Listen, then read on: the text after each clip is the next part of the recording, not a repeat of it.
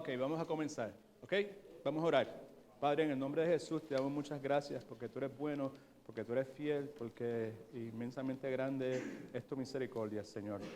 Gracias por habernos concedido la oportunidad de poder llegar a este lugar en esta noche.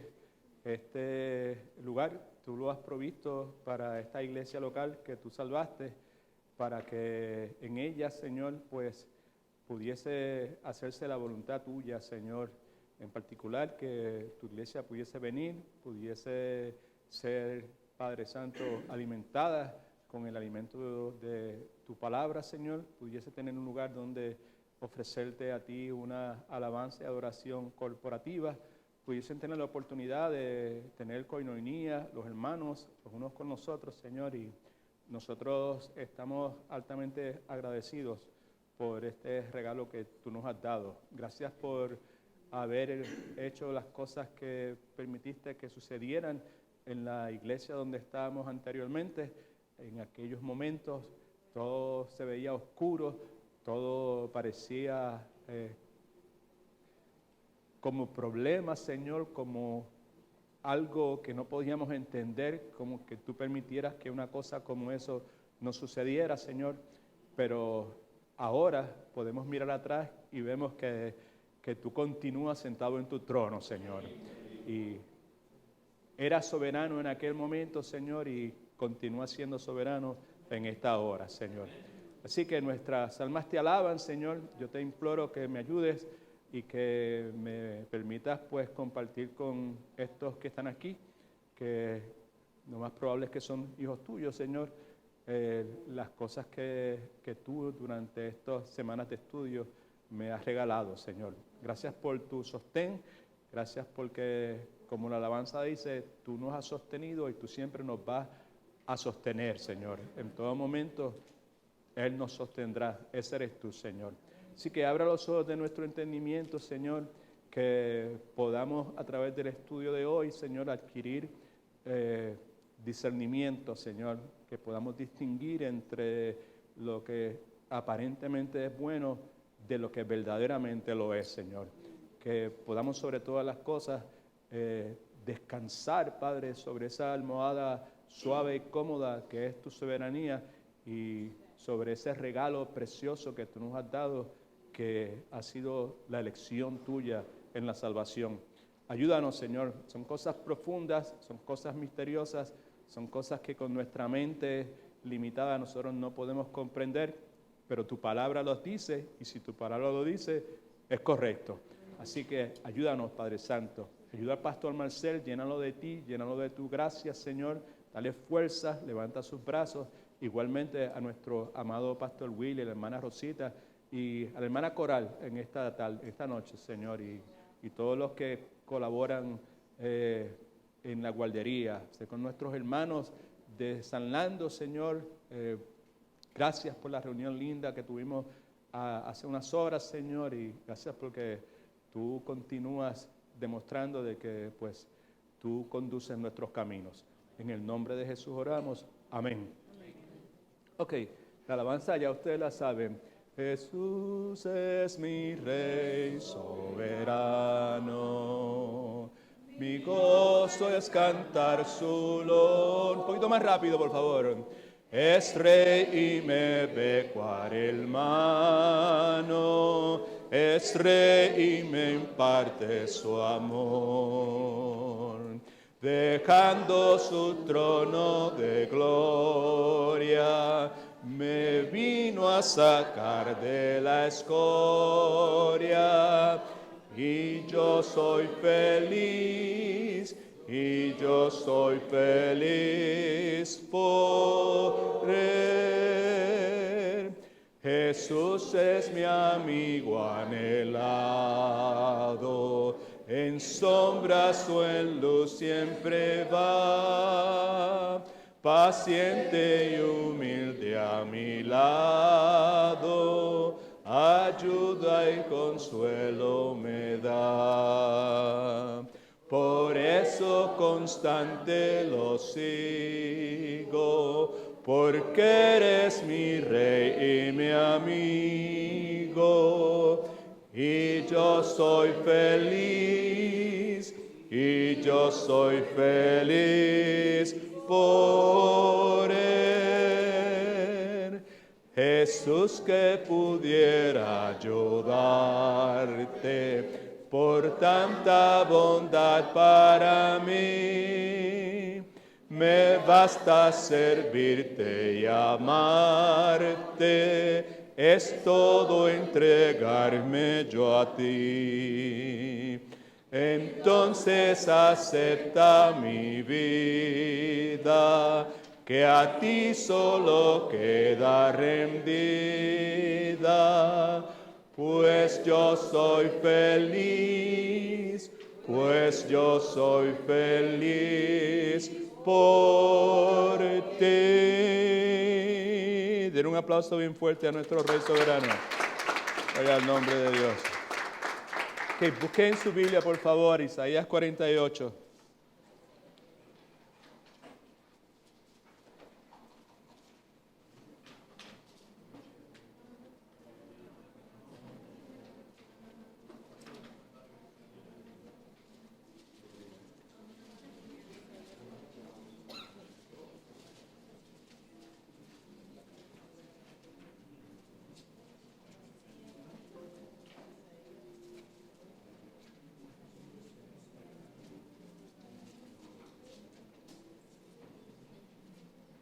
Versículos del 9 al 11, por favor. I think we're going to stay right there. Ok, ¿quién lo tiene? Dale, hermana Milesi, léalo, por favor. Por amor de mi nombre, diferiré mi ira, y para alabanza mía la reprimiré para no destruirte. ¿Hasta qué versículo? Perdón. Hasta el 11, por favor. He aquí te he purificado, y no como a plata, te he escogido en horno de aflicción. Por mí, por amor de mí mismo lo haré, para que no sea mancillado mi nombre, y mi honra no la daré a otro. Amén, gloria a Dios. Versículo 10 es clave para lo que queremos compartir en este momento, que es la hojita esta adicional que le proveí. Dice, he aquí, yo, es Dios hablando, te he purificado,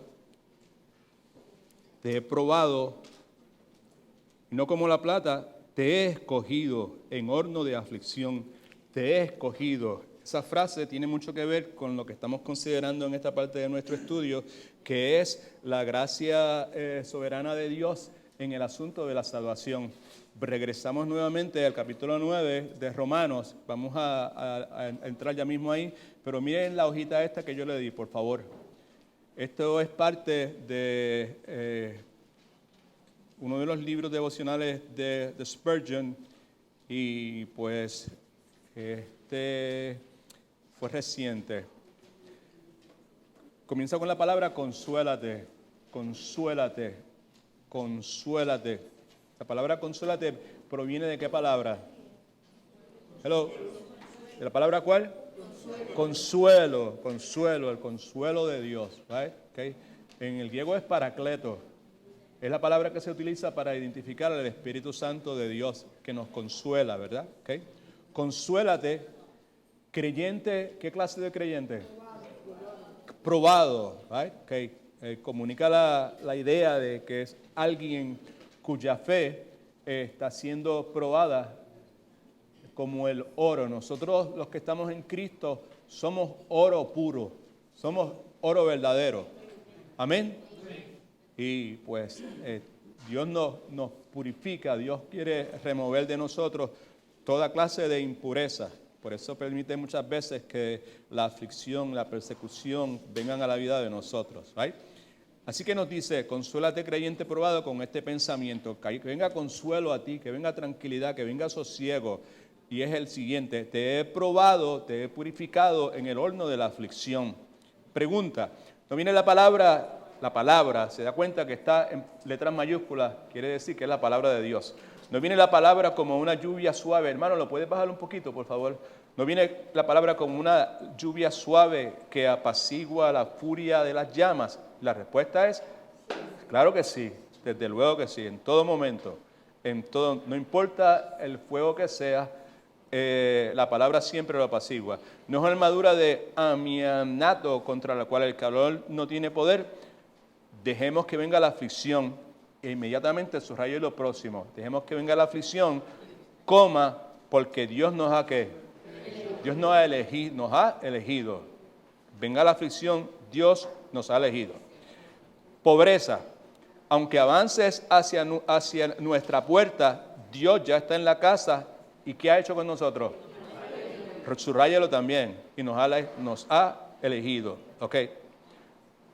Enfermedad. Puede que te entrometas, pero tenemos listo un bálsamo. ¿Cuál es el bálsamo? Subrayelo otra vez. Dios nos ha elegido. ¿Ok? Sin importar qué nos ocurra en este valle de lágrimas, esta es la vida donde nosotros estamos, right? Okay. Sé, subraye lo próximo, que Él nos ha elegido. Si tú, próximo párrafo, si tú creyente aún necesitaras mayor consuelo, recuerdas que tienes al Hijo del Hombre allí en el horno contigo, a tu lado, en todo momento. En tu habitación silenciosa, bendito Cristo, mi alma te alaba, se sienta junto a ti uno a quien tú no has visto físicamente, le añado, pero a quien amas. Y en ocasiones, cuando no lo sabes, mulle tu cama en tu aflicción. Alabado, los que han experimentado eso saben lo que eso quiere decir. Estás en pobreza, pero en esa, tu amada casa, el Señor de la vida y la gloria es un visitante frecuente. Él ama ir a esos lugares desolados para visitarte.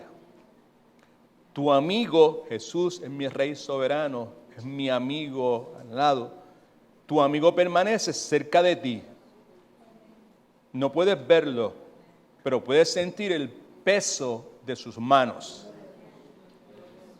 ¿No escuchas acaso su voz? Sí, yo la escucho, papá. Aún en el valle de sombra de muerte, Él dice, no temas, porque yo estoy contigo, no te preocupes. Pase lo que pase, surja lo que surja, digan lo que digan, sea lo que sea. No te angusties, porque yo soy tu Dios. Aquí Spurgeon hace referencia a una cita con relación a un discurso de César, donde César decía, no temas que agravias a la fortuna de César. La implicación es, hablándole al soldado, no tengan miedo, porque si ustedes son parte de mi ejército, ustedes están cubiertos. Eso es lo que quería decir. ¿Okay? No temas, cristiano. ¿Por qué razón? Porque Jesús está contigo, mi amigo fiel que no me dejará. En todas tus grandes pruebas, su presencia es tanto tu consuelo como tu seguridad. Puedes subrayar todo eso, ¿verdad? No.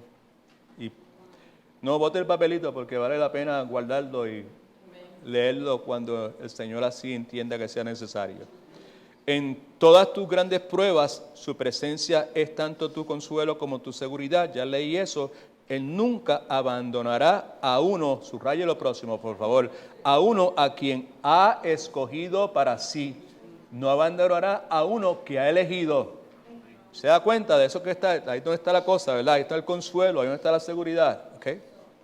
No temas porque yo estoy contigo. Es la segura palabra de promesa. ¿A quiénes?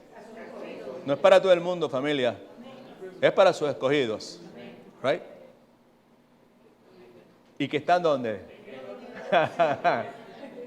Que están en el horno de aflicción. Entiéndase que el horno de la aflicción se refiere a ese horno de a la tribulación, a la persecución, al dolor, la tristeza, la angustia, la tribulación, ¿verdad? Que usted está experimentando, no porque usted es un sinvergüenza, no porque usted está haciendo cosas que son contrarias a la voluntad de Dios, pero porque usted insiste en hacer la voluntad de Dios. Amén. A ese horno de aflicción es, porque hay muchos hornos de aflicción que son creados por la desobediencia del hombre.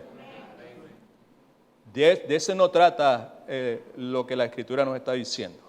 Entonces, pregunta Spurgeon, no te tomarás de Cristo, no te agarrarás de Él y dirás, a través de inundaciones y fuego, si Jesús lidera, yo lo seguiré donde vaya. Y hay una de las razones por las cuales nuestra iglesia local se llama Iglesia en sus pasos. Queremos seguir los pasos de Jesucristo, donde Él nos lleve, ahí vamos. ¿Ok? Ahí en Romanos capítulo 9, vamos a visitar ese pasaje nuevamente, ¿ok? En esta ocasión no lo vamos a leer antifonalmente, en esta ocasión yo voy a leer los primeros 24 versículos, y haré uno que otro comentario según sea pertinente. Pero usted saque su Biblia en Romanos capítulo 9, versículos de 1 al 24. Pablo está hablando acerca de la elección de Israel, ¿sí? Y dijimos que el versículo 6 es clave para explicar la razón de ser de toda esta porción bíblica. Verdad digo en Cristo, no miento, Pablo hablando, y mi conciencia me da testimonio en el Espíritu Santo. ¿De qué, Pablo? Que tengo gran tristeza y continuo dolor en mi corazón. ¿Por qué, Pablo, tienes gran tristeza y dolor continuo en tu corazón? Porque deseara yo mismo ser anatema, maldición, separado de Cristo, por amor a mis hermanos, los que son mis parientes según la carne. Son parientes míos por cuestiones de raza. ¿Okay? Versículo 4 los identifica como los israelitas, que son los israelitas de los cuales a quienes pertenecen por designio soberano de Dios, no porque ellos se lo merecieran o fueran mejor que los cananeos o los heteos o los egipcios, que son los israelitas de los cuales son la adopción, la gloria, son privilegios que ellos han tenido. El pacto, la promulgación de la ley, el culto y las promesas. A ellos también pertenecen los patriarcas, de los cuales, según la carne, vino Cristo, el Mesías prometido, el ungido de Dios, el cual, hablando de Cristo, bendito su nombre, es Dios sobre algunas cosas, es Dios sobre todas las cosas. Bendito por los siglos, amén. Y amén quiere decir ¿qué? Así es. Y insistimos nuevamente para el crecimiento de nosotros y la madurez nuestra, ¿verdad? Que seamos un tanto cuidadosos al momento de decir amén, que el amén sea un amén que sea originado por el Espíritu Santo, que no sea un amén generado por la exhortación que un pastor pueda dar o porque me salió así, ¿verdad? ¿Sabes? Que pensemos en la seriedad del asunto, ¿ok? Right? Dios nos recibió como nosotros estábamos, ¿ok? En su amor y su misericordia, pero desde el mero comienzo que nos recibió, ha comenzado una obra en nuestras vidas, se llama santificación, en la cual el hombre viejo va pasando, el nuevo va ocupando el lugar que le corresponde, right? A través de la renovación de nuestro entendimiento. Versículo 6, que es el versículo clave de todo lo que está pasando y explica por qué Pablo está hablando de todas estas cosas. No que la palabra de Dios o las promesas de Dios, la promesa que Dios le ha dado al pueblo de Israel, ¿okay? No que la promesa de Dios, la palabra de Dios haya fallado. No todos los que descienden de Israel son israelitas, ni por ser descendientes de Abraham son todos hijos suyos, sino en Isaac te será llamada descendencia. Esto ya lo hemos hablado varias veces en las últimas semanas. Esto es, no son hijos de Dios los hijos según la carne, sino que son los contados como descendencia los hijos según la promesa. Pues la palabra de la promesa es esta: por este tiempo vendré y Sara tendrá un hijo. Versículo 10. Pero no solo esto, pues también Rebeca, y ya hablamos del particular, right? También Rebeca, de un solo hombre, de Isaac, nuestro padre, no habían aún nacido, ni habían hecho aún ni bien ni mal, para que el propósito de Dios conforme a qué. De eso es que está hablando, familia, ¿ok? ¿Sabe? Lo entienda yo o no lo entienda, esté de acuerdo o no esté de acuerdo, de eso es que Dios está hablando. ¿Ay? ¿Amén? Y si Dios está hablando y está hablando con la claridad tan contundente que está hablando, pues la responsabilidad nuestra es simplemente someternos a la autoridad de la palabra de Dios. ¿Amén? Tú dices, pues, no hay otra cosa que hacer, ¿verdad? Eso es lo lógico que hay que hacer. Pero la cuestión es que la mayor parte de las personas no lo procesan de esa forma. Si no lo entiendo, pues no puede ser, ¿right? Y lo que Pablo está sometiendo, ¿verdad? ¿Sabes? Está presentándonos a nosotros, son verdades que, pues, son, como Pedro decía, ¿sabes? Que son verdades profundas, que en la limitación de nuestra mente nosotros no podemos procesar completamente. ¿Amén? All right, ok. Así que dice, versículo 11, no habían aún nacido, ni habían hecho ni bien ni mal, para que el propósito de Dios conforme a la elección permaneciese, no por las obras, sino por el que llama. Cuando Dios le dijo a Rebeca, el mayor servirá al menor, contrario a lo que se había establecido en la ley mosaica. Right? Right? Como está escrito, en caso de que quedase alguna duda, ¿verdad?, en la mente de las personas que están escuchando, a Jacob amé, mas a Esaú dice que eso es elección. Right? Dios es selectivo. Y eso a nosotros nos resulta un tanto fuerte. La palabra posiblemente en inglés es mejor. En español no hay una palabra que se traduzca como lo hace la palabra fairness. It's not fair. Right? Justo, pero justo es más profundo, ¿verdad? ¿Sabes? It's not fair. No es justo que Dios escoja a algunos y aborrezca a otros. Right? En la mente de nosotros, pues hasta ahí llegamos. Pero nuestra mente es totalmente limitada, ¿verdad? Y nosotros tenemos que reconocer a Dios por lo que Él es. Él es Dios. Si pudiéramos entender todos los misterios de Dios, pues entonces nosotros no fuéramos creación, fuéramos creador también. Y ahora nos habla precisamente de la imprudencia de la creación de cuestionar al creador. Un poquito más adelante. ¿Ok? Versículo 14. ¿Qué pues diremos? ¿Que hay injusticia en Dios? Señor, reprenda eso. De ninguna manera. Pues a Moisés dice, tendré misericordia del que yo tenga misericordia y me compadeceré del que yo me compadezca.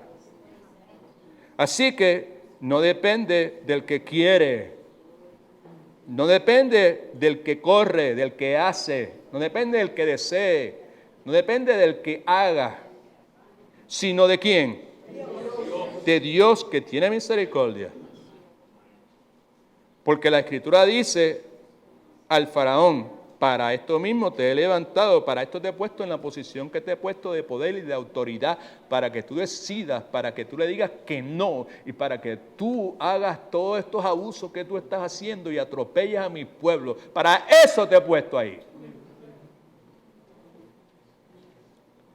Para mostrar en ti mi poder y para que mi nombre sea, ¿qué? Anunciado tiene la implicación de que sea glorificado, exaltado por toda la tierra. Versículo 18. De manera que de quien quiere tiene misericordia y el que quiere endurecer, ¿qué hace? Endurece. Right? Pero me dirás, otra objeción, ¿por qué pues inculpa? Hablando de Dios, ¿por qué? Porque, ¿cómo Dios va a culpar a una persona? Right? Si Él es el que quiere endurecer, endurece. ¿Quién ha resistido a su voluntad? Está hablando de la voluntad de Dios. Pero tú, hombre, ¿quién eres para que alterques, argumentes? ¿Con quién? Dirá el vaso de barro al que lo formó, dirá Edwin, dirá David, dirá Isbeth, dirá Genio. A el que lo formó, ¿por qué me has hecho así? ¿Por qué me hiciste narizón? ¿Por qué no tengo los ojos verdes?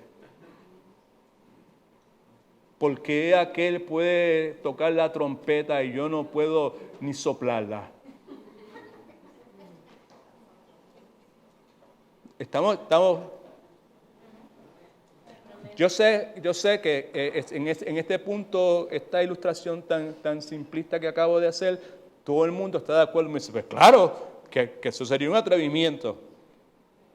¿Sabes? Eso es fácil razonar, pero cuando se trata de la cuestión de la salvación, ahí la cosa cambia.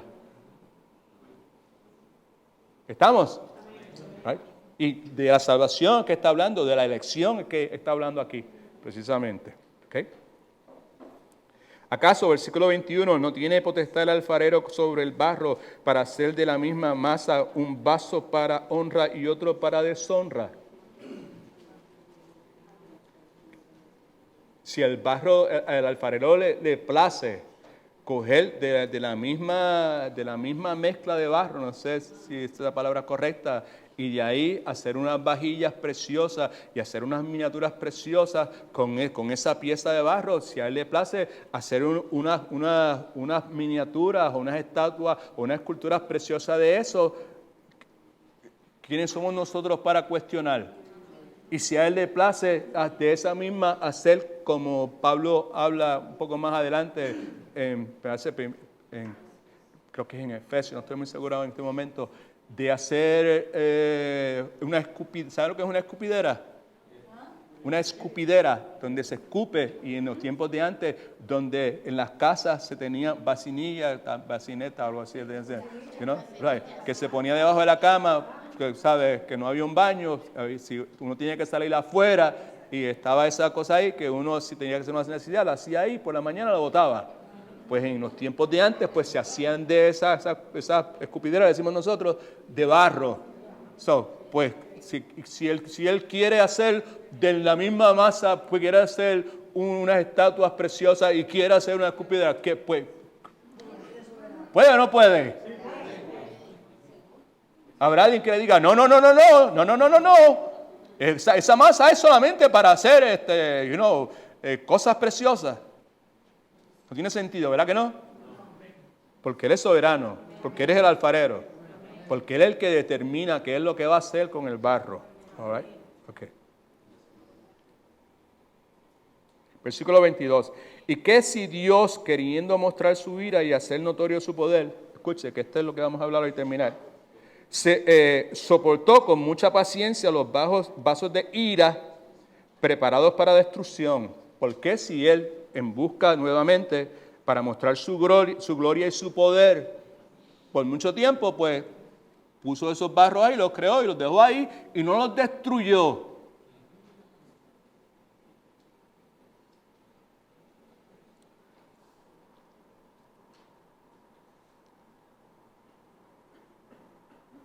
Él, para hacer notorias las riquezas de su gloria, las mostró para con sus vasos de misericordia que había preparado de antemano para gloria. A estos también ha llamado. Es decir, ¿a quién? Ay, bendito. ¿Están leyendo o no están leyendo? Right. Ok, otra vez, versículo 24. A estos, versículo 23, Él, para hacer notorias las riquezas de su gloria, las mostró para con los vasos de misericordia que había preparado de antemano para su gloria. A estos también, ¿a qué? Ha llamado, ha escogido, ha elegido. Es decir, ¿a quién? ¿Y quiénes son nosotros? Nosotros somos los elegidos. Seguro. Si alguno es cristiano, si alguno es creyente, si alguno tiene vida eterna, genuina y verdadera, pues sabe, lo que dice la Escritura es que usted es parte de ese grupo. Right?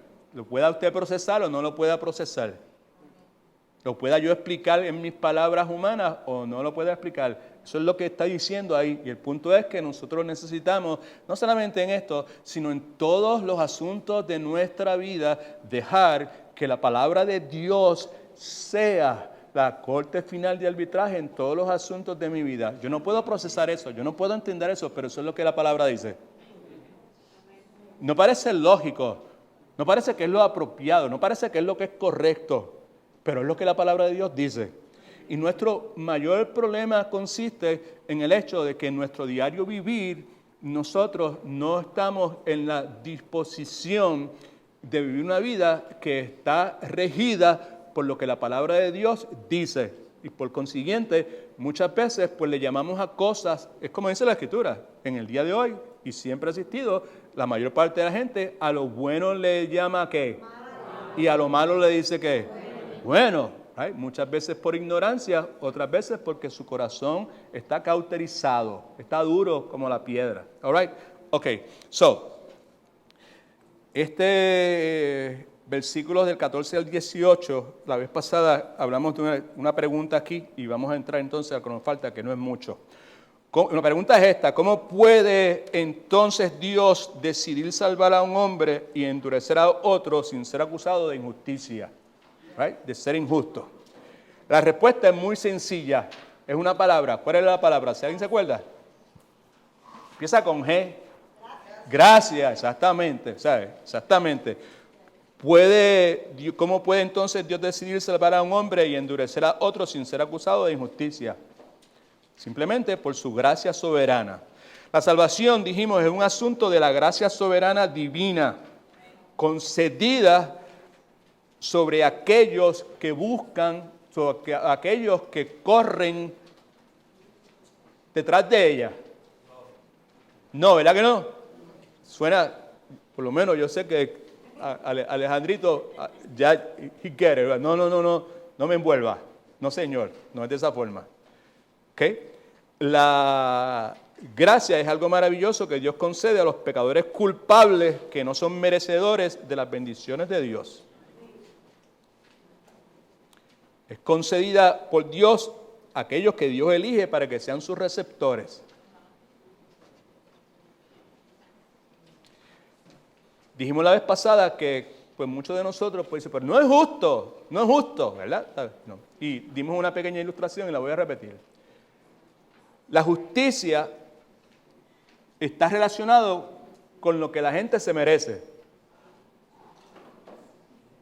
Dijimos, es injusticia cuando un hombre trabaja para un empleador y el empleador no le paga.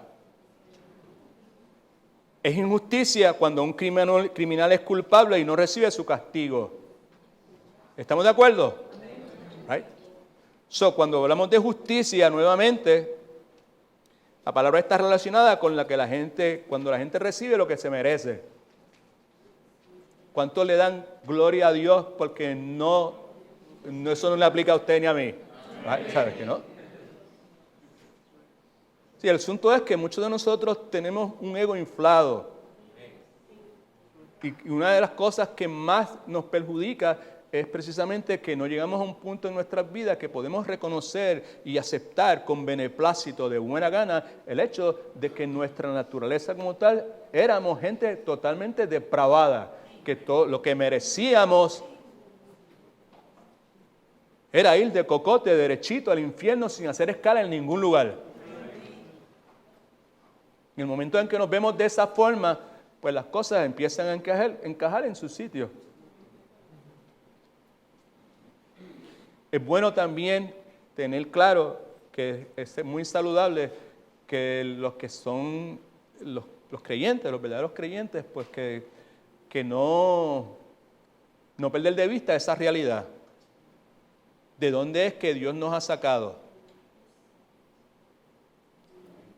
Mientras más claro, mientras más fresco está eso en nuestra mente, menor va a ser nuestra propensión a estar juzgando, a estar censurando, a estar criticando a otras personas. ¿Amén? Okay.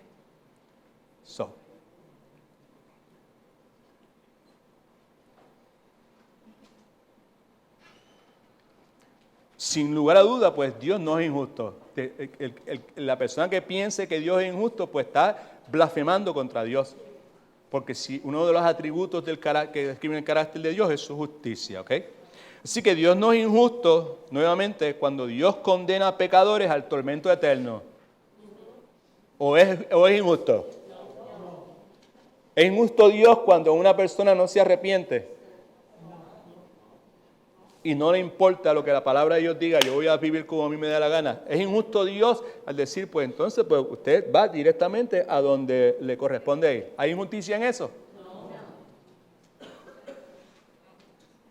Okay. Algunos de ustedes están como inseguros, ¿verdad? Okay. Pues no hay injusticia de ninguna forma. Dios no es injusto al condenar a pecadores al tormento eterno porque están obteniendo, ¿qué? Que se merecen, precisamente lo que se merecen. Lo que tú y yo nos merecemos también. That's clear, right? Okay. Y por eso es que digo que es bien saludable nunca perder de vista ese detalle. Okay.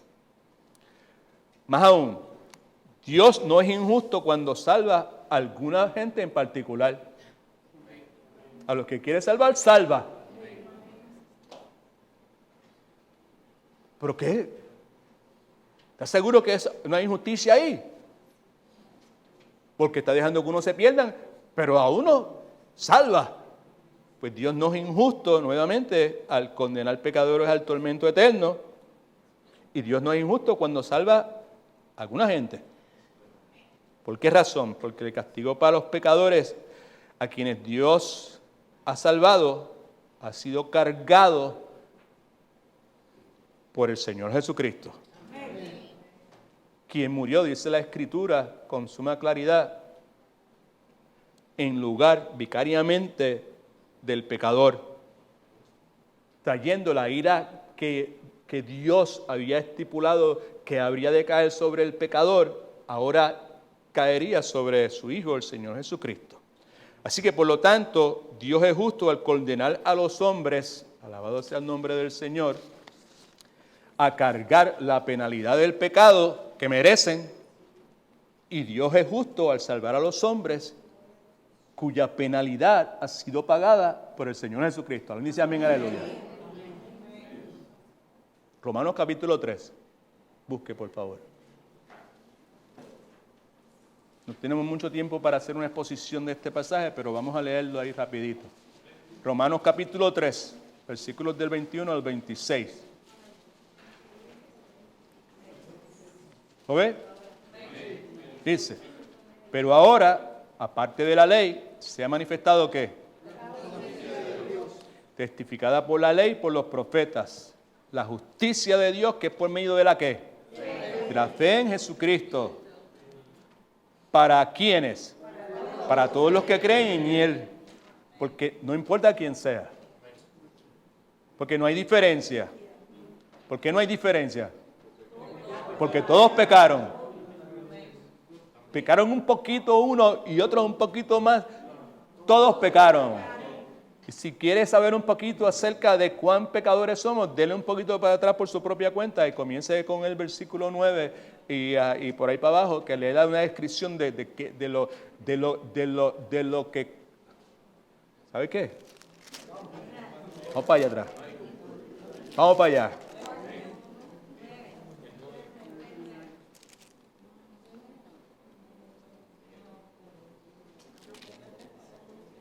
Versículo 9. ¿Todo el mundo lo ve? Sí. Escuche esto. Escuche. O sea, está hablando de lo que nosotros éramos antes sin Cristo. All right? Ahora que estamos en Cristo, eso no puede ser parte de nuestra nueva naturaleza. Nuestra nueva naturaleza rehúsa ser de esta forma. Escuche bien, por favor. ¿Qué pues? ¿Somos nosotros mejores que ellos? De ninguna manera. Pues hemos demostrado que todos, tanto judíos como gentiles, están bajo ¿qué? Como está escrito, no hay ¿qué? Ni aun ¿qué? Vele ahora. No hay quien entienda. No hay quien busque a Dios. ¿Se da cuenta que cuando decimos que si usted está en Cristo, no fue porque usted estaba buscando a Cristo, porque es que la Escritura dice que no hay quien busque a Dios. Muerto en pecado, no hay quien busque a Dios. No es doctrina de hombre, es lo que dice la palabra de Dios. Versículo 12. Algunos se han desviado. Todos se desviaron. A una se hicieron inútiles. No hay quien haga lo bueno. No hay ni siquiera uno. Escuche ahora, mire qué descripción fea, que no debe caracterizar a ninguno que ha sido lavado por la sangre de Jesucristo. Sepulcro abierto es su garganta. Con su lengua engañan. Veneno de víboras hay debajo de sus labios. Su boca está llena de maldición y de amargura. Sus pies se apresuran para derramar sangre. Destrucción y miseria hay en sus caminos. Y no conocieron camino de ¿qué? ¿Por qué razón? Porque no hay temor de Dios delante de sus ojos. Y por ahí podríamos seguir, ¿ok? Pero estamos entonces en el versículo 21 que dice, pero ahora aparte de la ley se ha manifestado la justicia de Dios, testificada por la ley y por los profetas, la justicia de Dios por medio de la fe en Jesucristo para todos los que creen en Él, porque no hay diferencia, porque todos, por cuanto todos pecaron y están destituidos, separados de la gloria de Dios. Ahora dice, siendo justificados, ¿de qué forma? Gratuitamente por su ¿qué? Ahí. Justificados gratuitamente por su gracia. ¿Ok? ¿Mediante qué? La redención que hay en Cristo Jesús. Redención quiere decir el ser comprado, right? Por la muerte sustituta de Cristo en la cruz del Calvario. A quien Dios, esto es de Cristo, Dios puso como propiciación, right? Para apaciguar la ira de Dios, right? Para tranquilizar la ira de Dios por medio de la fe en su sangre, para manifestar su justicia a causa de haber pasado por alto, right? En su paciencia, los pecados pasados, con la mira, con el propósito de manifestar en este tiempo su justicia, Cristo, ¿okay? A fin de que Él sea justo y el que justifica al que es de la que. Okay. Now, para mí es significativo, familia, el tono en que las palabras de Pablo se encuentran aquí en Romanos capítulo 9, del 14 al 18. Pablo no le está pidiendo perdón a nadie, no es apologético Pablo, la palabra bíblica o cristiana que se podría utilizar. También podemos decir que Pablo no está titubeando de ninguna forma, Pablo no está dudando de su respuesta, Pablo es valiente, Pablo está confiado y Pablo está un poquito incómodo. Pablo se irrita, se molesta, se incomoda ante la posibilidad de que alguien pueda sugerir que Dios es injusto con respecto al tema, al asunto del cual está hablando. ¿Y cuál es el asunto del cual está hablando? ¿La qué? La elección. El asunto de la elección. ¿Sabe? Tiene que ver con la salvación, pero el asunto de la elección. ¿Right? Repito nuevamente. Pablo se incomoda, se irrita ante la posibilidad de que alguien pueda sugerir que Dios es injusto con respecto al asunto de la elección. Así que Pablo no tiene interés en defender a Dios, sino que simplemente él no argumenta, él no apela a nuestra lógica humana. Así que él no tiene ningún deseo de estar defendiendo a Dios porque Dios no necesita ser defendido.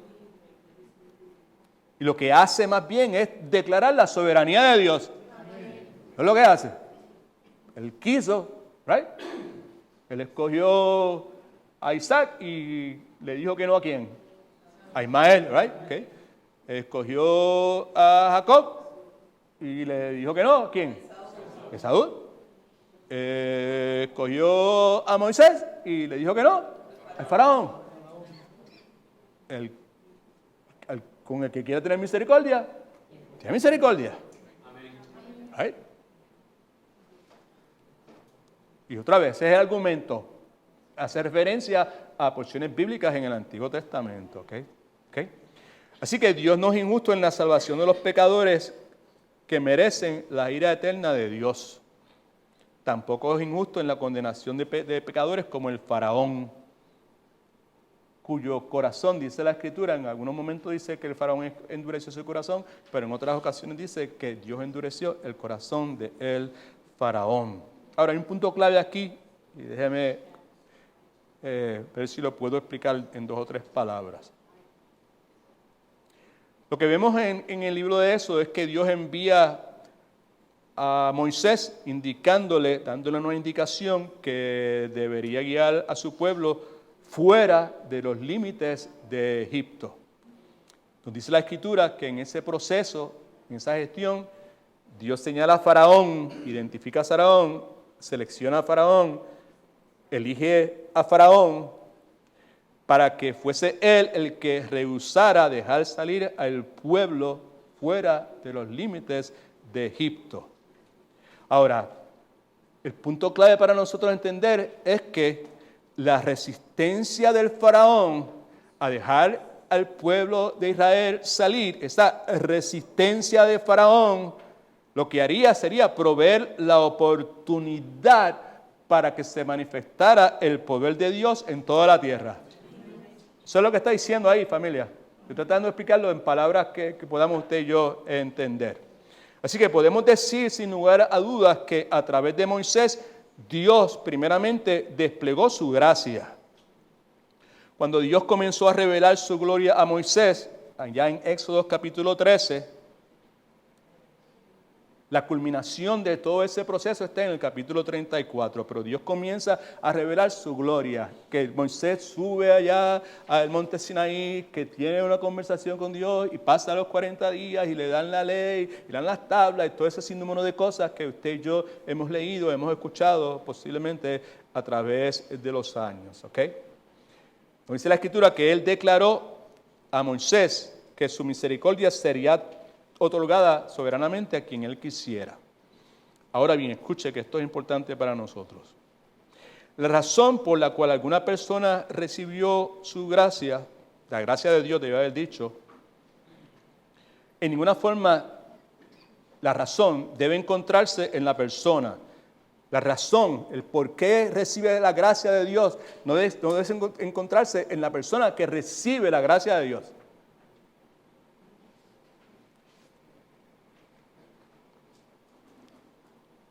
Sino la razón está en el Dios que bendice. Amén. Si usted y yo recibimos gracia es porque a Dios le plació darnos de su gracia.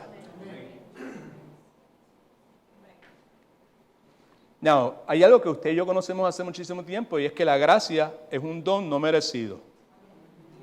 Amén. Favor no merecido. En la iglesia, a través de los años, la gracia, favor no merecido. Favor inmerecido. La gracia es un don, un favor no merecido. Y por lo tanto, debe ser concedido. Si es un favor, escuche importante. Si es un favor no merecido, ¿cuántos están de acuerdo con eso? Yo no me merezco la gracia de Dios. Es un favor inmerecido. Redundante, pero merecido. Por lo tanto, si es un favor inmerecido, entonces ese favor inmerecido debe ser concedido soberanamente. Porque nunca seremos merecedores de ella. Yo estoy tratando de hacer lo más que yo pueda con todas las limitaciones que yo tengo para tratar de explicar algo que es sumamente profundo. All right? No, si alguna persona pudiese ser merecedor del favor de Dios, algo que nadie puede, las bendiciones de Dios no serían entregadas sobre la base de la gracia, sino sobre la base de las obras. Esto es el Evangelio.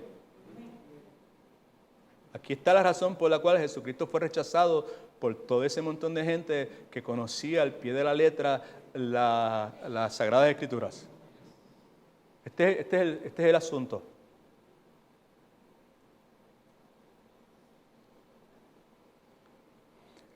Pero por cuanto nadie es merecedor del favor divino, cada una de las bendiciones de Dios es otorgada sobre la base de la gracia. Sin otro factor que pueda intervenir, escuche por favor, en la decisión de Dios, que no sea la soberana elección de Dios.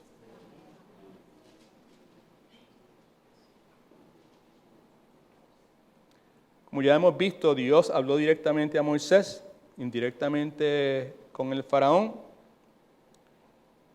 Vimos también que el faraón fue elegido, pero para un rol y un destino muy diferente. Él fue considerado para que el poder de Dios pudiese ser demostrado debido a su oposición. No es que estoy diciendo yo, eso es lo que la Escritura dice. ¿Eh? La victoria de Dios sobre el faraón por medio de las plagas y después por medio de la separación del Mar Rojo, nos dice la Escritura. En el mismo libro, el pasaje que leímos el domingo pasado, echó a la mar que lo perseguía, y todo el mundo,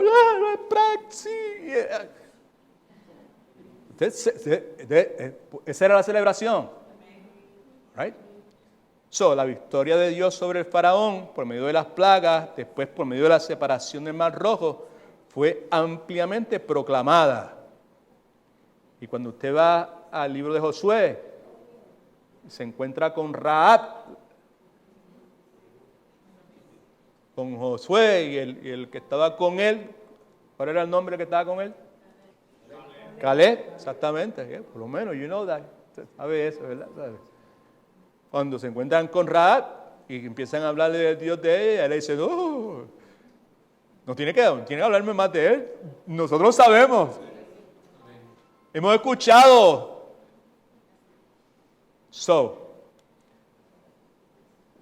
Que la victoria de Dios sobre el faraón, por medio de los milagros, las plagas, la separación del Mar Rojo, ampliamente proclamado.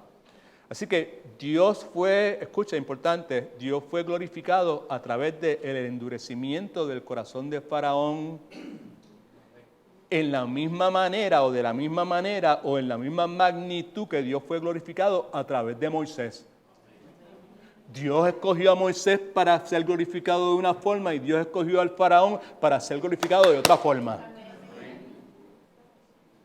That's what it says. Now, aquí hay un punto bien interesante, importante, incomodísimo, por cierto, que al parecer desconocen muchos cristianos.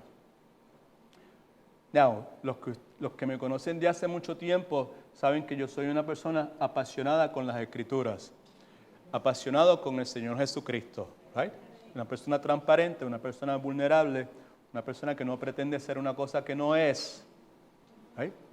Y que pues por el temperamento, yo no sé, que Dios me dio, no voy a ponerme un sello a mí mismo, pero un temperamento particular, pues es bien distinto al de Genio, que es una persona calmada, pausada, que puede explicar muchas cosas en el mismo tono de voz. Yo no soy así. Y cuando el hermano Roberto me coloca una de las cosas estas que me pusieron hoy, se llama micrófono, pues mi voz suena un poquito más fuerte. Y puede ser que en algún momento cuando digo algo y cuando gesticulo y cuando utilizo mis manos para hablar, pues puede que alguno lo pueda ver como que, wow, qué arrogante, o qué esto, aquello otro. Y pues entienda por favor que no hay ni un ápice de arrogancia dentro de mí al momento de hablar estas cosas. Simplemente hay una convicción suprema de que estoy hablando la verdad de Dios. No porque Dios me haya dado una revelación especial, sino porque he estudiado la Escritura y la he estudiado en su contexto y he buscado muchos otros pasajes que lo que hacen es confirmar lo que se está presentando. ¿Okay? Así que si hablo con pasión o con fervor, no es por arrogancia ni nada de eso, simplemente, o que me goce en que Dios haga esto o haga aquello otro, simplemente es que pues lo creo y me apasiona. Y me da gusto que sea así. Me alegra, me llena de gozo y de alegría y de esperanza que sea así. Que no dependa de gente que está muerta espiritualmente. Que dependa de Dios. Ahora, una realidad importante. Una verdad profunda, urgente, de poder entender. Aparentemente, muchas personas piensan que Dios sufre un tipo de derrota cuando los pecadores no se arrepienten y no ponen su fe en Él. ¿Understand that? Repito, algunas personas piensan que Dios sufre un tipo de derrota, es derrotado, cuando los pecadores no se arrepienten y no ponen su fe en Él.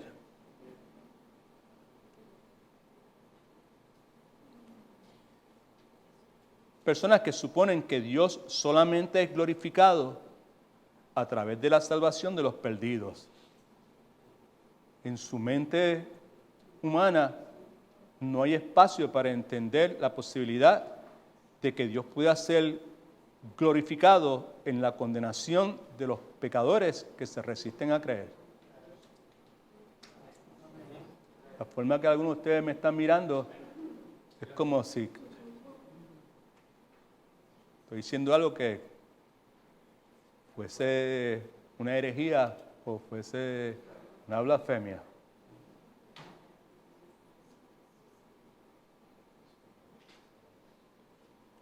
Dios es glorificado a través de la salvación de los pecadores. Y Dios es glorificado a través de la condenación de los mismos.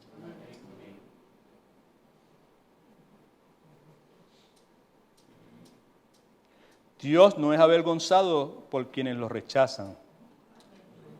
Dios no necesita salvar a hombres para ser glorificados por ellos. Versículos 19 al 23. Pero me dirás, ¿por qué pues inculpa? ¿Por qué? Estoy hablando de Romanos capítulo 9, 19 al 23. Porque ¿quién ha resistido su voluntad? Mas antes, oh hombre, ¿quién eres tú para que te quedes con Dios? Dirá el vaso de barro al que lo formó, ¿por qué me has hecho así? ¿O no tiene potestad el alfarero sobre el barro para hacer de la misma masa un vaso para honra y otro para deshonra? Ya hemos hablado muchas veces de lo mismo. ¿Y qué si Dios, queriendo mostrar su ira y hacer notorio su poder, soportó con mucha paciencia los vasos de ira preparados para destrucción, y para hacer notoria la riqueza de su gloria las mostró para con los vasos de misericordia que Él preparó de antemano para su gloria? Versículo 19 no es solo una pregunta, es un insulto, porque en cierta forma pone en duda la integridad de Dios.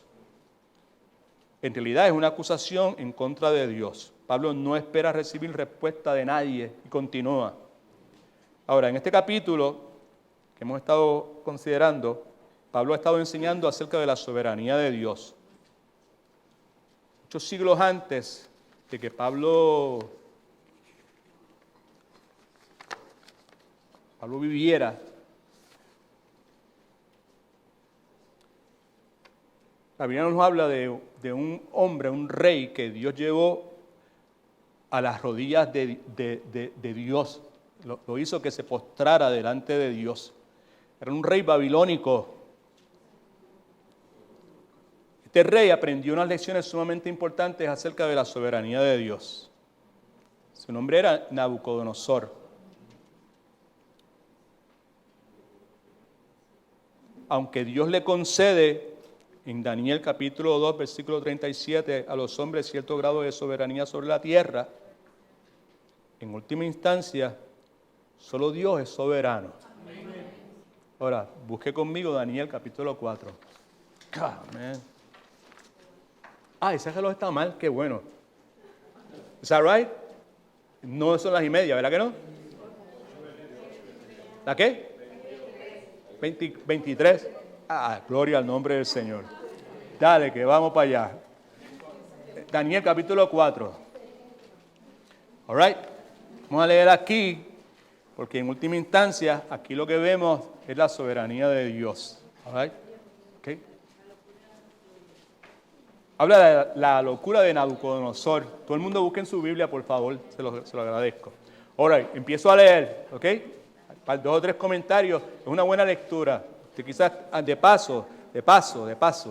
¿Ok? Si usted ve en el capítulo anterior, en el versículo 28, dice, y Nabucodonosor dijo, bendito sea el Dios de Sadrach, Mesach y Abednego. Ustedes saben la historia, en el horno de fuego, del cual hablamos al comenzar, que envió su ángel y libró, ese es el Dios, que le envió su ángel y libró a sus siervos que confiaron en él, los cuales no cumplieron el edicto del rey y entregaron sus cuerpos antes que servir y adorar a otro Dios que su Dios. Pase lo que pase, cueste lo que cueste, yo me voy a mantener fiel a lo que Dios ha dicho. Y tú, rey, tú haces lo que tú quieras hacer, pero nosotros no vamos a adorar al rey tuyo. Nosotros no vamos a llamarle bueno a lo que es malo, ni vamos a decir que lo que es malo es bueno. ¿Alguien dice amén, aleluya? Amén. Por lo tanto, decreto que todo pueblo, nación, esto es Nabucodonosor hablando, nación o lengua que diga blasfemia contra el Dios de Sadrach, Medrach y Abednego sea descuartizado y su casa convertida en estercolero, por cuanto no hay Dios que pueda librar como este. Entonces el rey engrandeció a Sadrach, Mesach y Abednego en la provincia de Babilonia. Ahora el capítulo 4. Nabucodonosor, rey, a todos los pueblos, naciones y lenguas que moran en toda la tierra, paz os sea multiplicada. Esto es un edicto. Conviene que yo declare las señales y milagros que el Dios Altísimo ha hecho conmigo. Estoy en Nabucodonosor hablando, ¿verdad?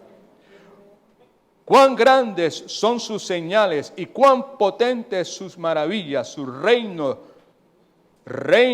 sempiterno, eterno para siempre, su señorío de generación en generación. Yo, Nabucodonosor, estaba tranquilo en mi casa, floreciente en mi palacio. Tuve un sueño que me espantó, tendido en la cama. Las imaginaciones y visiones de mi cabeza me turbaron. Versículo 6. Por esto mandé que vinieran ante mí todos los sabios de Babilonia para que me dieran la interpretación del sueño. Y vinieron magos, astrólogos, caldeos, adivinos, y les conté el sueño, pero no pudieron dar su interpretación hasta que entró ante mí, ¿quién? Daniel, cuyo nombre es Belsasar, como el nombre de mi Dios, y en quien mora el Espíritu del Dios de los dioses santos. Conté delante de él el sueño diciendo, Belsasar, jefe de los magos, sabios, debía decir ahí, ya que he entendido que hay en ti espíritu de los dioses santos verdaderos y que también que ningún misterio se te esconde, declárame las visiones de mi sueño que he visto y su interpretación. Estas fueron las visiones de mi cabeza mientras estaba en mi cama. Esta es, me parecía ver en medio de la tierra un árbol cuya altura era grande. Crecía este árbol y se hacía fuerte y su copa llegaba hasta el cielo y se le alcanzaba a ver desde todos los confines de la tierra. Su follaje era hermoso, su fruto abundante y había en él alimento para todos. Debajo de él, a su sombra, se ponían las bestias del campo. En sus ramas anidaban las aves del cielo y se mantenía de él todo ser viviente. Vi en las visiones en mi cabeza, mientras estaba en la cama, que un vigilante y santo descendía del cielo. Clamaba fuertemente y decía así, derribad el árbol y cortad sus ramas y quitad el follaje y dispersad sus frutos. Váyanse las bestias que están debajo de él y las aves de sus ramas, mas la cepa de sus raíces dejaréis en la tierra con atadura de hierro y de bronce entre la hierba del campo, que lo empape el rocío del cielo y con las bestias sea su parte entre la hierba de la tierra. Su corazón de hombre sea cambiado y se ha dado corazón de bestia y pasen sobre él 7 tiempos, generaciones, 7 años. La sentencia es por decreto de los vigilantes y por dicho de los santos la resolución, para que conozcan los vivientes que el Altísimo, con letra mayúscula, gobierna el reino de los hombres, soberano, que a quien Él quiere, ¿qué hace? Y sobre Él constituye el más humilde de los honores. Él hace lo que quiera hacer. Right? Versículo 18. Yo, rey Nabucodonosor, he visto este sueño. Tú, pues, Belsasar, darás su interpretación, porque ninguno entre los sabios de mi reino lo ha podido interpretar, pero tú puedes, porque habita en ti el espíritu de los dioses santos. Está hablando del Dios verdadero. Entonces, versículo 19 de Daniel, cuyo nombre era Belsasar, quedó atónito, casi 1 hora. Se quedó boquiabierto, patidifuso, y sus pensamientos lo turbaron. El rey habló y dijo, Belsasar, no te turben ni el sueño ni su interpretación. En otras palabras, dime lo que sea. Belsasar respondió y dijo, Señor mío, el sueño sea para tus enemigos y su interpretación para los que mal te quieren.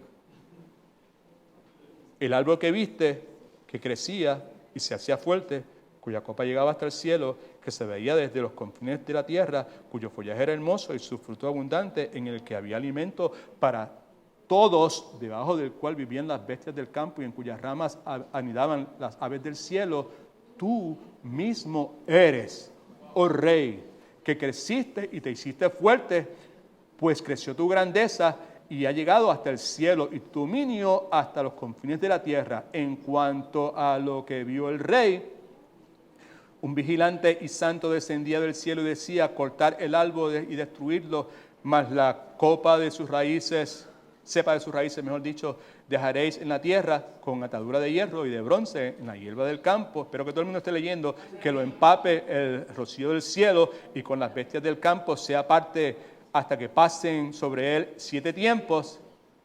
Versículo 24.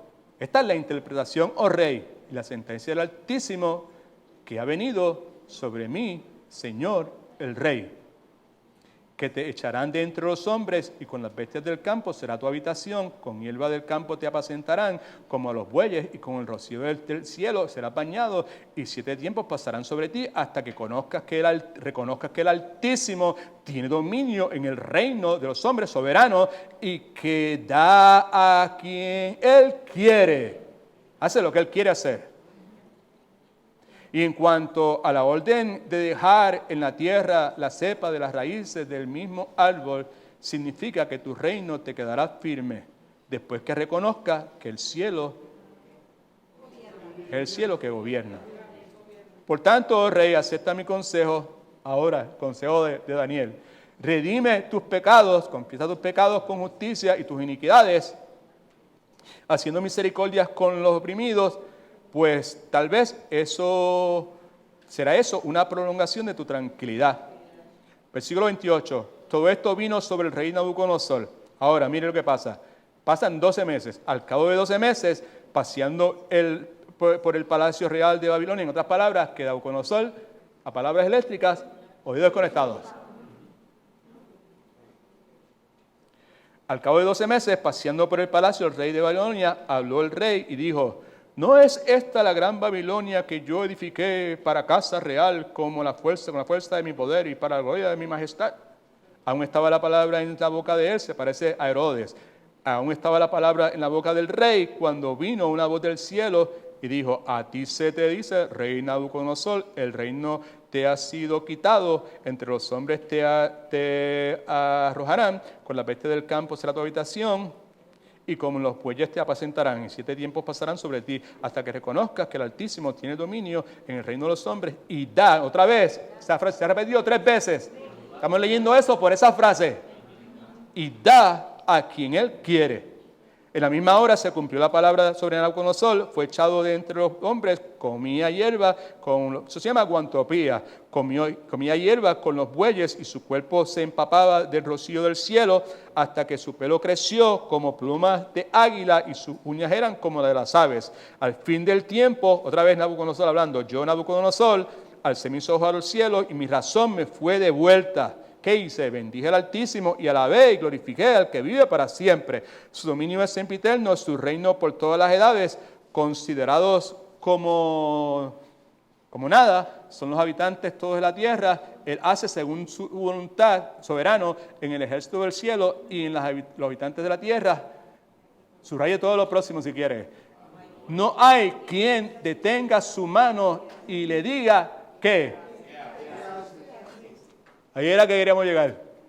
No hay nadie que pueda detener su mano al alfarero y decirle, what are you doing? That's not fair, that's not just, right? Okay? En el mismo tiempo, mi razón me fue devuelta, la majestad de mi reino, mi dignidad y mi grandeza volvieron a mí, y mis gobernadores y mis consejeros me buscaron, fui restablecido en mi reino, y mayor grandeza me fue añadida. Ahora yo, Nabucodonosor, alabo, engrandezco y glorifico al Rey del cielo, porque todas sus obras son verdaderas y sus caminos son ¿qué? Justos. Y Él puede humillar a los que andan con soberbia. All right? All right. Now, versículo 35 es clave. Y no hay quien detenga su mano y le diga, ¿qué haces? Esa es la respuesta a la pregunta que Pablo hace ahí en el versículo del 20 al 21. Déjeme leer esto y terminamos.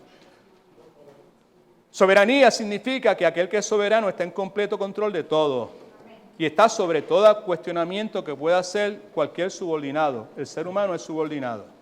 Pablo es muy sensible a este hecho y por lo tanto reacciona de forma inmediata, censurando la actitud del que pregunta quién es el hombre para cuestionar a Dios. Dios elige. Los hombres son su creación y no tienen derecho alguno a cuestionar a su creador. Si Dios elige a uno de sus vasos para que le dé gloria, siendo un vaso preparado para destrucción, ese es su derecho, ¿o no? Right? Si Dios elige recibir gloria haciendo que otro vaso sea para misericordia, un vaso que Él salvará, también es su prerrogativa. That's the point. Él es Dios. Right? Nosotros no somos Dios. Ahora, el poder de Dios está demostrado por el derramamiento de su ira sobre los pecadores, como lo fue durante el Éxodo. La misericordia y la gracia de Dios se demuestran por el derramamiento de su gracia sobre pecadores que no lo merecen, salvados a pesar de su gran pecado. Por último, su atraso en destruir los vasos de ira es a propósito, permitiéndole tiempo para mostrar su gracia a los vasos de misericordia.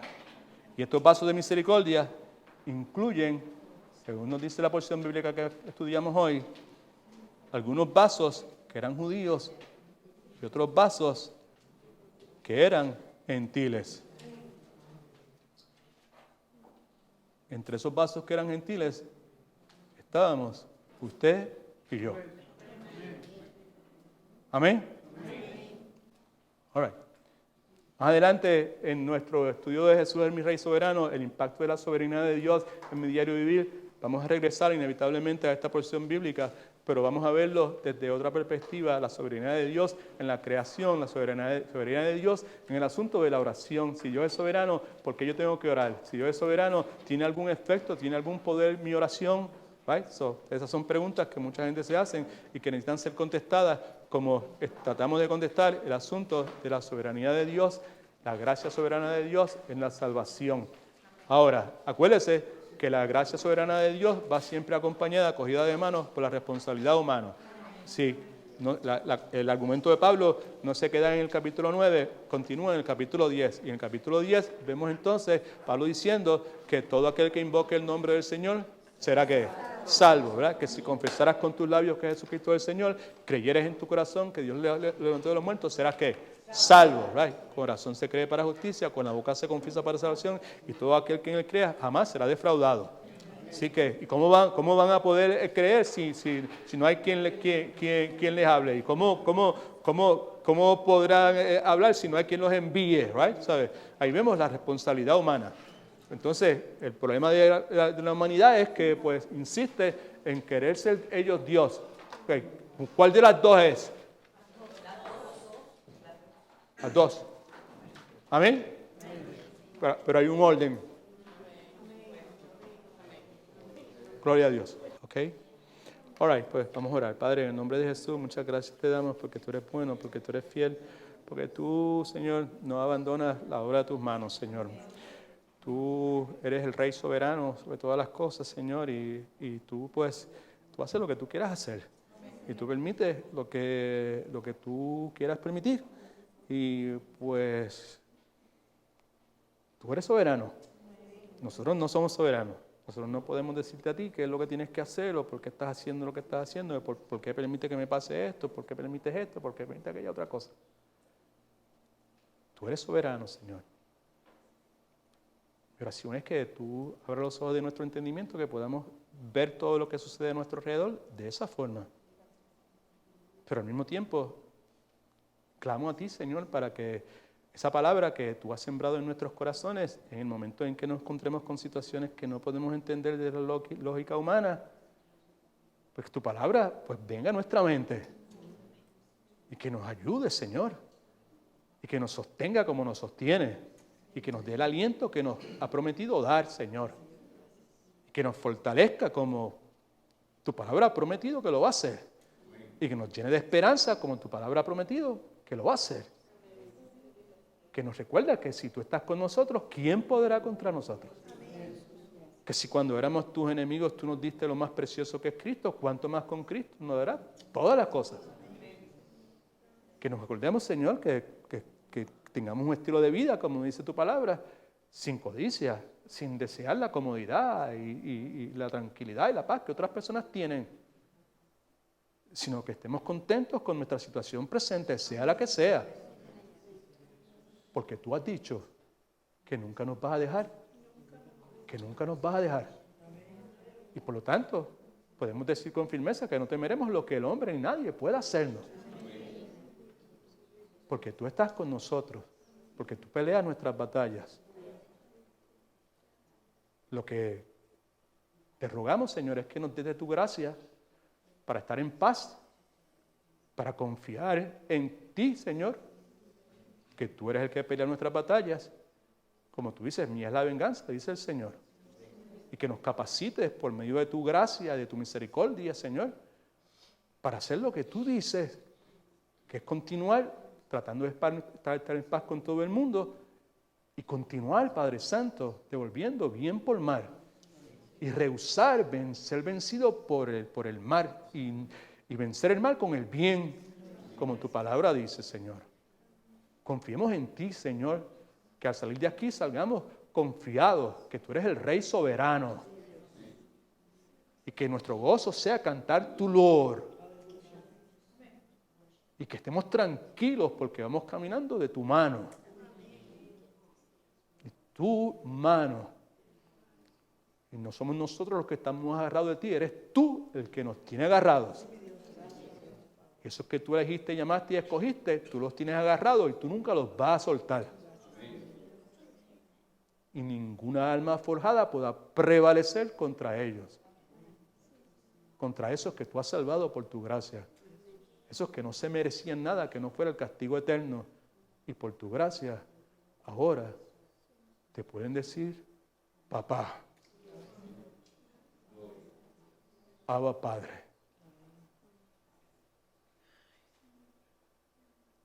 Ayúdanos, Señor, a poder distinguir, tener discernimiento, a poder discernir entre lo que es bueno y lo que no lo es. Lo correcto, lo incorrecto. Lo que te agrada a ti y lo que te desagrada a ti. En el nombre poderoso de Cristo. Amén. All right. Dios bendiga.